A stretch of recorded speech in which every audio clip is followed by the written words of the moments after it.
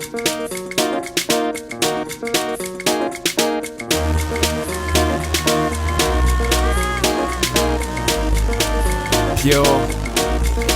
water. Unite, 'cause we're moving right out of Babylon, and we're going to our father's land. Yeah. How good and how pleasant it would be before God and man. So let's get into this thing. Yabis. What is Yabis? Who knows what Yabis is? Anybody? Any takers?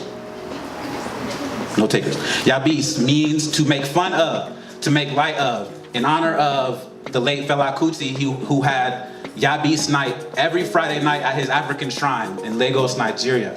Yabis Night meant to make fun of his band, make fun of the corrupt government officials in the audience. As a way to make light of all these serious issues going on in Nigeria. And I think, you know, with that concept in mind, we can talk about a lot of the stuff that's going on here in our lives. However, there's one thing I do not want to mention. There's one name I do not want to mention tonight. We are not watching CNN. We are not watching Fox News. I don't want to hear a certain name. I don't want to talk politics. I want to talk about us. I want to talk about what's going on in our lives. So that's why we are all here. And I've had the opportunity to meet some, you know, cool people in the community. One of them, who I was just recently introduced to, by the name of Mapack. And he is, you know, also a Nigerian. He's working on a very important project here in the community.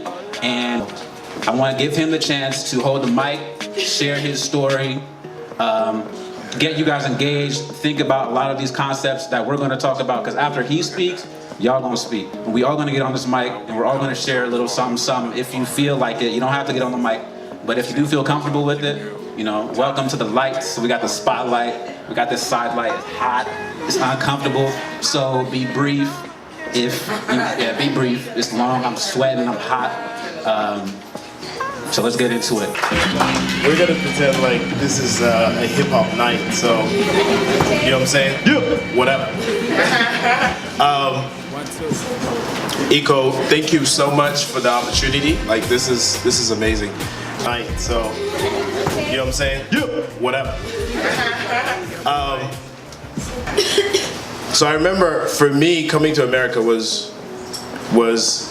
funny, super funny. Because when you grow up in Africa, America was like is in fact the dreamland, right? Like everybody, or at least we hoped that one day you get that chance to go to America. So, you know, you watch like American movies. Everybody watches Hollywood movies everywhere in the world.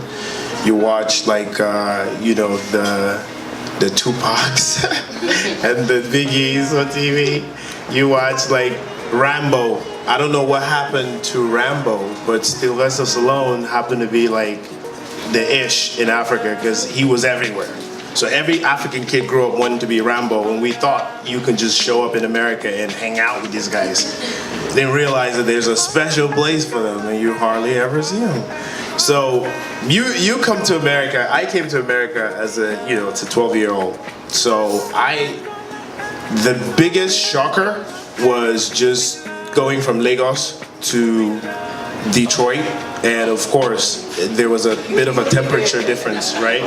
Yeah, it was like 80 degrees, hot as hell, to like boom, just, you know, dead cold winter. That was crazy. I think that was the biggest shocker, like in the beginning, just the weather difference. And then I started high school, and high school was super interesting because I was already like, first of all, I was excited about meeting black people because, you know, in Africa, we think black Americans are like the coolest thing in the world. Like you see niggas on TV, like, damn, when I grow up, I want to be like Chris Ross and them. I want to, you know what I mean? Again, Pac, Biggie, I want to show up and like hang out, you know. So super excited, showed up, went to all black high school, thinking, oh, it's gonna be great. You know what I'm saying? Finally, I'm amongst, this is my dream. This is my American dream, as far as I'm concerned.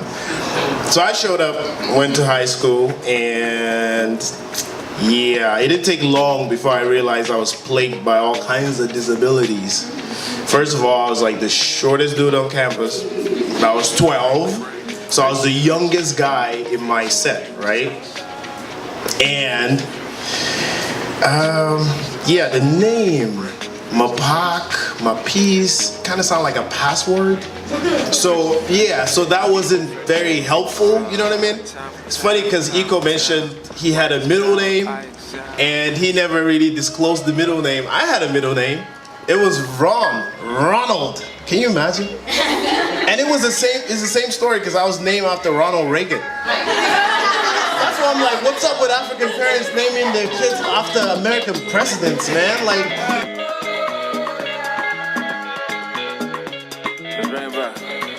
One time, one time, one time, one time.